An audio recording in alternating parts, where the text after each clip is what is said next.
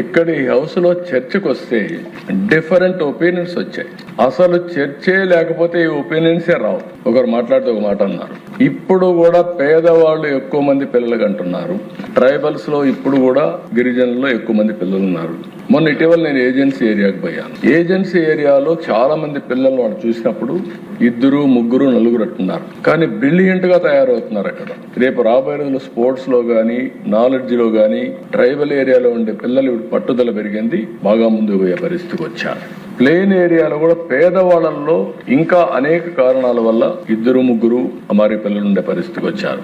నాకు ఒకసారి చాలా చర్చ చేశాం. తల్లికి వందనం కార్యక్రమంలో కొంతమంది ఒకరికే ఇద్దాం, లేదంటే ఇద్దరికి ఇద్దాం, ఆపేద్దాం ఇవన్నీ అంటే నాకు ఇది చూసిన తర్వాత అనిపించింది, ఎంతమంది పిల్లలుంటే అంతమందికి తల్లికి వందనం కింద 15,000 ఇద్దామని నిర్ణయించుకున్నాం. దానివల్ల మనం ఏదైతే మాట్లాడుతున్నామో దీనికి కూడా చాలా పెద్ద ఎత్తున సపోర్ట్ చేసే పరిస్థితికి వచ్చింది.